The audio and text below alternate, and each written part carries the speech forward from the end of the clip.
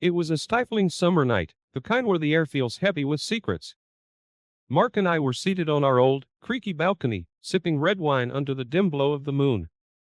Our conversations had always been our sanctuary, a dance of words where we hid nothing from each other. Or so he believed. "Mark," I began, my voice barely above a whisper, trembling like the leaves in the gentle night breeze. "There's something I need to tell you. Something important." He turned to me, his eyes reflecting the trust one was about to shatter. "What is it, Elise? How do you confess to the man you love that his trust, his unwavering loyalty, was built on a foundation of lies?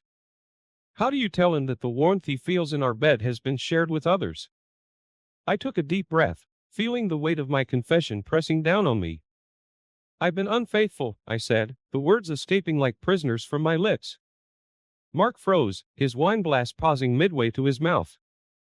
The silence that followed was deafening, broken only by the distant sound of a car passing by.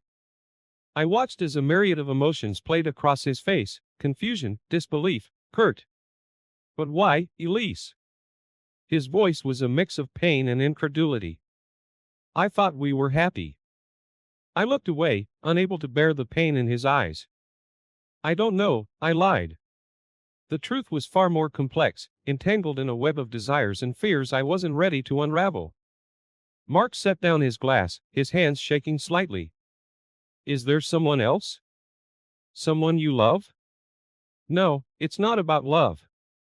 It's, how could I explain the thrill, the rush of adrenaline that came from the chase, the conquest? How could I tell him that it was never about the other men, but about the escape they offered from the monotony of our everyday life?" He stood up, pacing back and forth on the balcony. "How long, Elise, how long has this been going on?" I swallowed hard. "Months," I confessed. Each word felt like a betrayal, yet with each confession, I felt a burden lifting. Mark stopped pacing and looked at me, his face a mask of hurt and betrayal. "I need some time to think about this," he said quietly, then walked back into our apartment, leaving me alone with my guilt in the haunting silence of the night. As I sat there, the cool night air brushing against my skin, I realized the enormity of what I had done. I had broken the heart of the only man who had ever truly loved me. And for what? A few fleeting moments of excitement.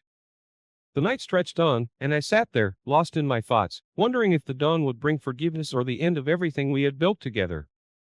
The balcony, once a haven of laughter and whispered dreams, now felt like a cold, judgmental witness to my confession. Mark's absence inside our apartment echoed loudly in my heart.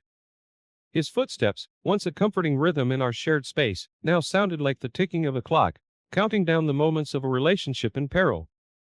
I hugged my knees, staring out into the darkness.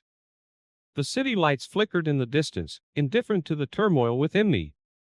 I thought about the men, the anonymous faces in the crowd that had momentarily filled a void I couldn't even name. They were escapes, each one a detour from a path I had willingly chosen with Mark. But why? Was it the thrill? The desire to feel wanted in a way that was different from the steady love Mark offered? Or was it something deeper, a fear of the mundane, of being ordinary? My mind circled these questions like a bird of prey, yet I found no satisfying answers. I remembered the first time. It was a chance encounter, a spark that ignited something reckless within me. Each subsequent affair was a chase for that initial high, a desperate grasp at feeling alive. But each time, as the stranger's touch cooled, I was left colder, more hollow than before. The door to the balcony slid open, and Mark reappeared, his face unreadable. He sat down beside me, his presence both a comfort and a reminder of the pain I had caused. "Talk to me, Elise," he said softly. "Help me understand." I turned to face him, the man I loved, the man I had betrayed. "It's like I'm two people, Mark. One who loves you deeply, who cherishes every moment with you. And another who's driven by something I can't control, a force that pushes me away from you, towards danger, towards the unknown." Mark's eyes searched mine, looking for the woman he knew. "Is it something I did? Something I'm not giving you?" "No, it's not you. It's me. It's all me," I said, feeling the sting of tears.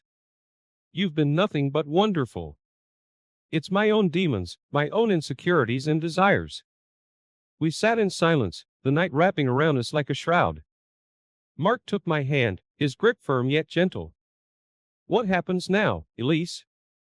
Can we move past this? I wanted to say yes, to promise him that it would never happen again. But the truth was, I didn't know. The part of me that sought these affairs was still there, lurking in the shadows of my heart.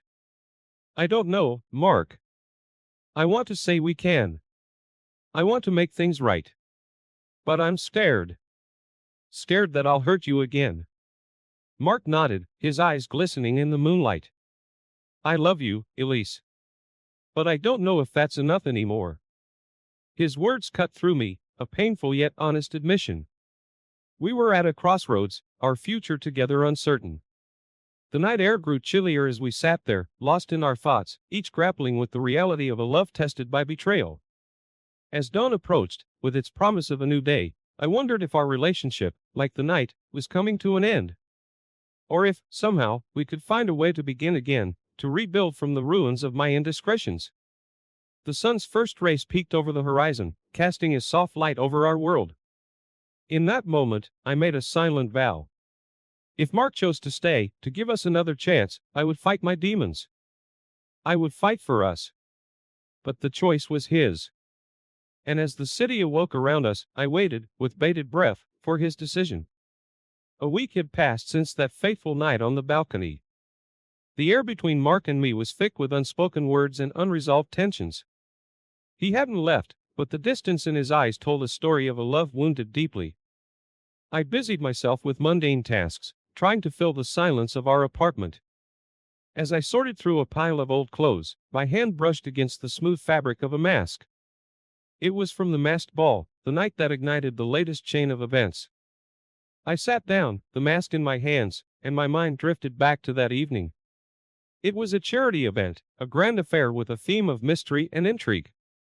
I went alone, Mark having been caught up with work. The ballroom was a sea of masked faces, laughter and music creating a world detached from reality.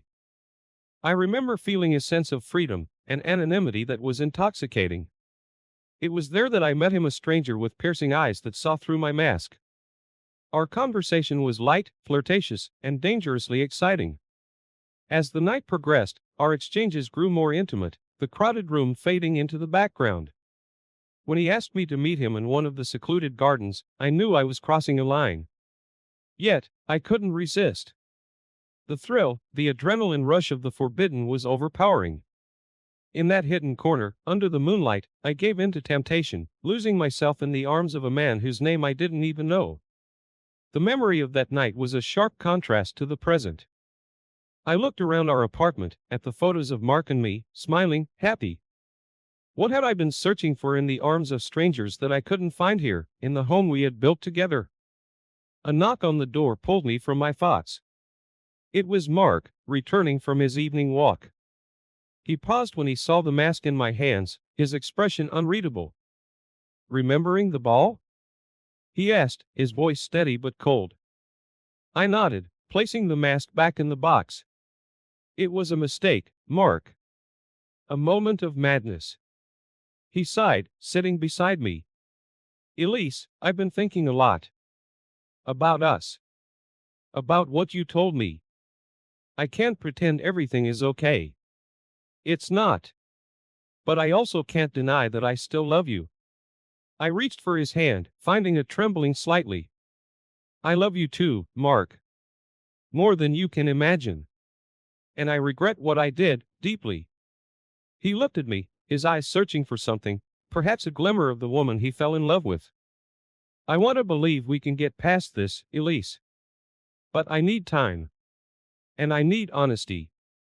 No more secrets, no more lies. I nodded, a lump forming in my throat. No more secrets, I promise. We spent the rest of the evening in a fragile peace, each lost in our own thoughts, yet together. The masked ball remained a shadow, a reminder of a choice that could not be undone. And as we went to bed, the distance between us felt like a chasm, yet there was a glimmer of hope, a chance for redemption. That night, I dreamed of masked strangers in hidden gardens, but above all, I dreamed of a future where the masks were gone, and all that remained was the raw, honest love I still held for Mark. Days turned into weeks, and the strained silence between Mark and me began to thaw, slowly, cautiously. We were like dancers, carefully choreographing our steps around each other, afraid to make the wrong move. Then, one rainy Thursday evening, as I was preparing dinner, Mark walked into the kitchen with a look that stopped me in my tracks. He held an envelope in his hand, its contents already known to him, yet unknown to me. "Elise, what is this?" His voice was calm, but I could see the storm brewing in his eyes. I didn't need to look inside the envelope to know. It was the evidence of my latest affair, one I thought I had concealed well. My heart sank. "Mark, I." He tossed the envelope onto the kitchen counter. Inside were photos, unambiguous and damning. Photos of me with another man, captured in moments of indiscretion. "How, Elise, how could you continue to do this?" Mark's voice broke, the pain evident. "After everything you said, after all the promises." I stood there, frozen, the lies crumbling around me. "I don't know, Mark. I thought I could stop. I wanted to stop." The rain pattered against the window, a rhythmic reminder of the world outside, indifferent to the heartache within. "Who is he?" Mark asked, his gaze piercing through me. "A nobody, just someone I met." I trailed off, realizing how hollow my words sounded. Mark shook his head, a mix of anger and sorrow etching his features. "Do you even love me, Elise? Or am I just a safety net for you?" His question cut deep. "I do love you, Mark. More than you can ever imagine. But there's this part of me, this destructive part that I can't seem to control." Mark looked away, his shoulders slumped. "I don't know if I can do this anymore, Elise. I don't know if I can be part of this cycle of betrayal." I reached out to him, but he stepped back, a clear sign of the growing divide between us. "Please, Mark, let's talk about this. We can get help, see a therapist." He sighed, running his fingers through his hair. "I need to think, Elise. I need to figure out what I want, what's best for me." With those words, he grabbed his coat and left, leaving me alone with the damning evidence of my infidelity.